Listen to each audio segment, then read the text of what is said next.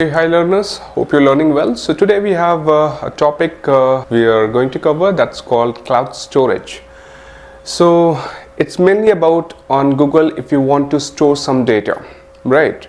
Then how Google, what are the services we have? So one of the service that we have mainly using for the storage is a Google Cloud Storage. A very good example of Google Cloud Storage is your Gmail, right? You're using a Gmail Google Drive. So this is it's an application given by Google to use and giving you the disk storage, and that is how cloud storage is giving you the support in Google Cloud. So mainly if you talk about the Google Cloud Storage, we have you can store the picture, contacts, file, documents, music, video share. So we see this in day-to-day life. If you're using Google Drive, these are the activity you are doing. So backend technically, if you ask me what exactly the storage where the data gets stored, so this is what the cloud storage we have. So let's talk about first what exactly the cloud storage. So looking for a storage option including block, files, personal, team storage. So cloud storage is one of the best option for you. And if you talk, Google Cloud Storage is a cloud computing model that store data on demand in through and a cloud computing providers who manage and operates data storage as a service.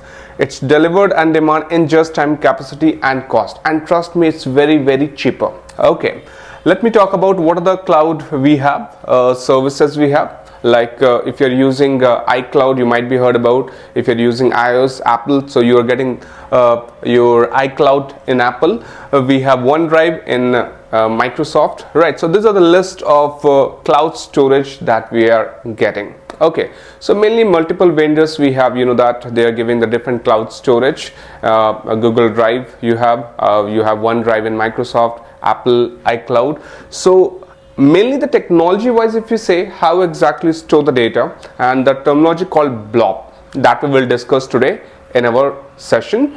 And also we'll do the practical how to create a how to store a data in a Google Cloud. For that we have today, this is the lab. Okay, so we'll go to the navigation, all right, and you have option of a cloud storage. This is called things bucket. So moving to the bucket and the lab, we will discuss about what exactly the bucket, right? What are the data you are storing? This concept you have to understand first really well. Okay, so let me go back to my slide. Yeah, so see here, technically a blob, binary large object, this is the format we store the data in any cloud storage. So technically blob is the mechanism to store data on a cloud. So this mechanism every different vendors like Google Cloud, Azure, AWS using onto that. So it is nothing, it's an unified object store services. It is used as a staging area to move data into GCP component. So if you talk about Google, we have multiple services. So these are the services, your Cloud SQL, BigQuery, Cloud Data Pro. Backend or internally use your cloud storage to store the data. Okay, we will see when we talk about data proc and we will store the data. So this data will store on your Cloud SQL. Okay, now coming to the part, it's as I taught, it's a blob, binary large object stored with any format. Now let's talk about object. So what the object is here. If you say binary large object, what is exactly the object is here, right? So object is nothing, it's a piece of data, you can say. Technically we call here object, it's nothing, objects are individual piece of your data that you store in Google Cloud Storage. So what are the data you are going to store in your cloud storage in your bucket? So that technically it is nothing, it's an object. Okay, now let's talk about bucket. So this bucket is nothing where you dump your data, right? So this is your bucket, right? Your bucket is this, and where you are storing your data. Very simple, right? And your data is nothing, it's an object. So this is what, so first you have to create a bucket in cloud storage, and then creating the bucket, then you have to put the data inside that. And how to do this, we will learn about that. So this is what cloud storage, I believe. Again we will go to the navigation, how to come this here. Okay, go to the cloud storage and then you have a click on bucket, right? So now we will learn how to create a bucket, and we'll have a quick hands-on how to store data in a bucket. Okay, So let me brief. I believe you have a Google Cloud account. Should be available. If you have a trial, you can do this. Click on create, and you have to give a bucket name. So see, these are the parameters you have to fill, and technically the costing is very cheaper. We will talk about the costing part also. So you have to give your bucket name. So and your bucket name should be globally unique, right? So I will write it Prwatech. Okay, I will type it Prwatech 26, right? Let's make it unique, and then you have to continue. If it is a unique, then only it will take. If it is not, then it won't take it. Okay, now this bucket, as we know that we have a different location. This bucket where you want to store the data, in which zone, right, in which region. So you have option, right? You want to go for the multiple region, means the data which you're storing, it should store on multiple location. In case if that location is not there, then you can get the backup, or that. So dual region, you can select the two different region, or only a single region. This is one also option. So if you go for the dual region, you have to select you have to give the two different location. As per the requirement, you can select. The changes in the cost will decided which region you have selected, and also if you're going for the multi region, or if you're going for the dual region, and if you want to go for the single region. All right. Okay. So this is all right. So I'm going right now with the single region, and I will go with the US. All right, there are multiple options you have. So right now I'm going with the US East, right? The location has been set, and now I will click on continue. Okay. All right. So now if I scroll up, now you have some option, right? So we will talk about where to use a standard, right? For example, if you take about Coursera, Udemy, where you have a self-paced course, or we have our own LMS, and that also what we do, we create a bucket, right? And what are the recorded session we put into our bucket, right? Then when the developer creating the bucket, and he will understand what is the requirement, what option I should go with that. So that LMS, what happened, users going and watching the recording maybe every day, right? There we have multiple users. So what is the best option? I will select standard, because this recording, what are the video we are putting on LMS, that we are going through every day, the users watching this video every day. So we are putting the standard. Okay, nearline is just for a single day, and if you talk about the core line, we are discuss about, and then we have archive. So this is all these options we are putting and working onto this. Okay, now so accordingly you can decide what is your requirement and you select it. So right now I'm going with the standard, understanding the user using this bucket and reading the data, or means going through this data every day. Now click onto the continue.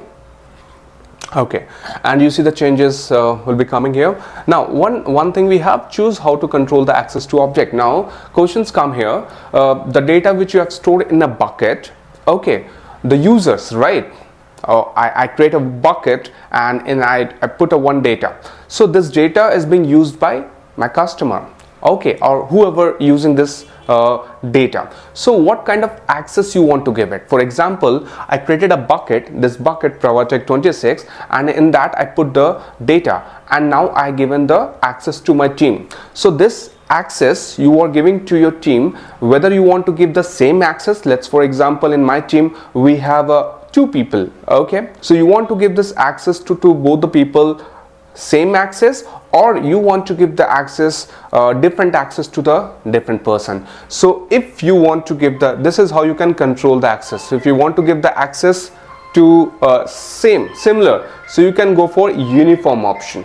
Okay, and in case if you want to give the different access to the different user, that is what fine-grained is being there. This is being taken care by all this authentication access, right? IAM. So that also, when you might be have IAM topic, so we were talking about IAM also, how to manage all the different access, right? So I'm going with the uniform. Hope you understand the access control. Now click on to the continue. Okay, now we have some data protection, data deletion policy also. We will discuss about in the next video what are the different data, if you want to delete it, or accidentally if it deleted, so how to work it out. So this, we have a different option here. Anyhow, that we will discuss in the next video part. Let's click on create. So let's create a bucket. Okay. Okay, now you want to, it's asking you, you want to make it this public accessible. So it's very simple. Like in Google Drive, you see that you have a link, right? So this link you want to make it public or you want to make it private. So that option you have also. So right now I'm saying that public access will be prevented. Yes, I'm not going to make it public. Okay. And it will take some time. The data has been, it's very fast to create the bucket. Right now your bucket is ready. You can see Prwatech 26, the bucket is ready. And now if you want to upload any file, right, if you go to this, I want to upload one file from my local machine, right? So I will click onto, and yeah, it start loading, and finally you just click onto your, let's make it large. Okay, now file is deleted and you're here, the file is ready. And now see that the file size is 1 MB, type is a PDF, created at this time. This is all the standard, right? All the information you can see here. When you want to see the configuration of this bucket, let's learn this all. Whatever you have done, the configuration and everything, then you have to click onto the configuration, right? The created time, updated time, location time, right, everything is being there. Wait a minute, now you see here, this is the link, right? Like in Google Drive, you share the link, right, to if you have some data you want to give someone to access the data, so you give it. We have the same option here. This is the CLI, command line interface, if you want to use this. So this is the path of your bucket, and what are the things is changeable, right? You see that mark is there. So these are the things which you have, you think that you can change it, like standard people are using frequently. If you want to change it, so yeah, you can change it. Rest are not changeable, right? Now if you see that life cycle, now scroll up. Okay, these are the permission. Here you have a permission. Remember that we have a access control, a uniform control. So from here you can come and check it. Data protection, right? I talk about if you want your data retention policy, you want to set it. So this part it will talk about how to set the retention policy. And data life cycle, right? If let's say you have 1 million of records you have stored in your the bucket, right? And for a particular time frame you have to access the data in terms of read or delete, right? So you cannot go manually. For example, media, right? They have a huge data set and they're using a cloud storage, right? And for a particular regular interval or some pattern, they have to access the data, so they cannot go and do it manually. So if you want to do it something, right, data lifecycle, there's some policy we have. You can set some rule here and you can do the same approach to delete the data. Okay, so this is all about, now going back to the bucket details, right? This data you have, and if you see that here 3 dots are there. If you click onto this, the different options you will be getting to do the certain process: transfer, delete bucket, data in, data out, right? So in the next video we will talk about how to set the retention policy, and we'll discuss about the life cycle of the data. Hope you learn well, and I will suggest it's more important to do the practical parallelly, so things will be more clear. And yes, it always be important that the concept you're learning, you have to do some revision and brush up and explore more to get more knowledge. Thank you. Hey, don't forget to download our app for access to free courses and interactive quizzes. Stay connected with us on social media for updates and free content.